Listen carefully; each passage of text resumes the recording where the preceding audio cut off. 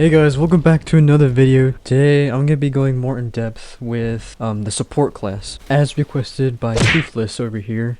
Shout out to Truthless. I'm going to say right away that I don't play a ton of support, but I will go ahead and introduce some things I do know about support and kind of how I think you should start by using support, and then of course freedom to branch off from there.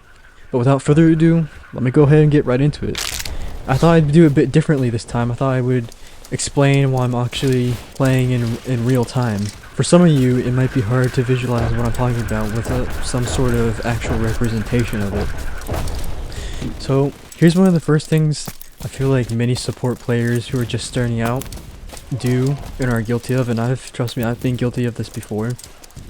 And that's being the kind of support player that just stands out in the open like this. It just fires away like that. And it may seem like, you can get a lot of damage done, but just watch this. See? That makes you a really easy target in my opinion. And if you want to be a really good support player, then I would recommend you don't do that. Because again, that makes you a really, really easy target. Another thing I would mention is support players. There we go. But if you, right there, that's a good example of how I would recommend you use support. If you didn't quite see what I did basically is in that close-up situation, I used a mixture of my secondary gun, my little pistol, and my primary, so I could be saving more ammo for more opponents, so I can take on more opponents later on. One of the downsides of being a support player is that it takes a really long time for you to reload. I'm gonna help my friend here real quick. It takes a really long time to do that, as well as support classes, as you can tell, is pretty slow, and that's just kind of nerfed the fact that they have so much ammo. Like, look at this thing. This thing has 50 rounds of ammo. That's a lot. Plus you have your secondary weapon.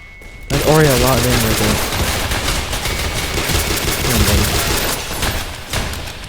So it's just a way for the game to balance out the fact that you have way more ammo than your average player. Look, I think it's pretty good use of primary and secondary gun right there, is changing between primary and secondary. Like, say I just waste all my primary on this guy. Look, I'm already out of ammo, having to reload, and there's someone else right there. See? It's not practical if you're not switching between your primary and your secondary. That's why I would recommend that. If you watched my previous video about advanced tactics, you're gonna want to have some sort of evasive maneuvers when you're advancing, because otherwise you're basically just asking to get shot. Like, look, I already have people shooting at me, I'm an easy target.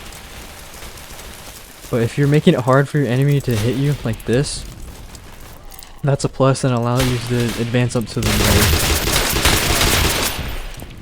Now, there are some scenarios where I would say, go ahead and go crazy.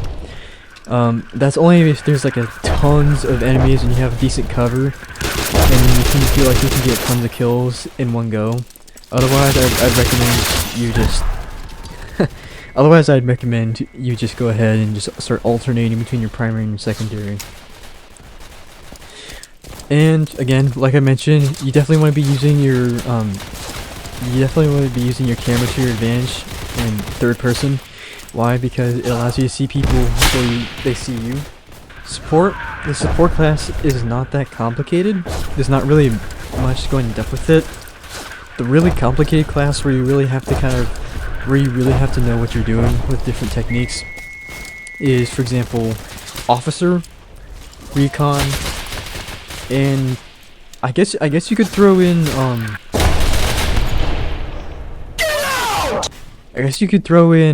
rifleman in there, because rifleman can be a kind of difficult class to master if you don't know what you're doing. For support, since it's a big class, kind of slow, doesn't have very many weapons, there's not a lot you can do.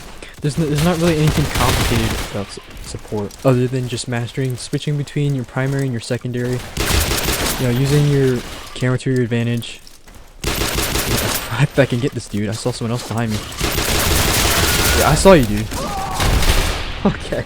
You want to spread the damage, is like how I like to say it. Spreading the damage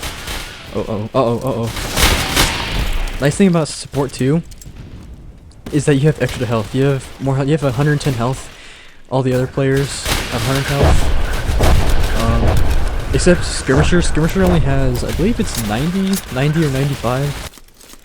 Like support, you want to definitely be using cover to your advantage. You don't want to be like your typical public player support where they just stand out like this.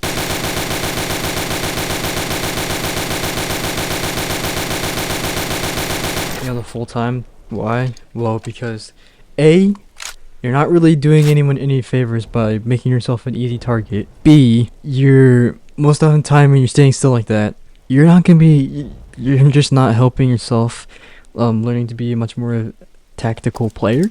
And C, if you want to look like an advanced player, you don't want to be doing that because that just screams beginner. Like, almost treat it like as if you're an assault player. Like me, when I play assault, I'm very shifty. Like this, I'm very shifty. I don't like to stay in one place. I know this was a different format than what I usually do, but I hope this kind of helped you visualize a little bit what I'm talking about with support. Again, it's not a very complicated class to learn. I honestly think that it's probably one of the easiest classes to learn. It's just because doesn't give you a lot of weapons to start out with, and so therefore you don't really have to learn a ton. It's just a matter of how you use those weapons to your advantage and how you use the environment to your advantage, because the major disadvantage is that you're really slow, and so you kind of have to compensate that through how you strategically use your weapons and your environment. That's just the stepping stone for the next level of gameplay. Anyways, I hope you enjoyed this video, and I'll catch you guys next time.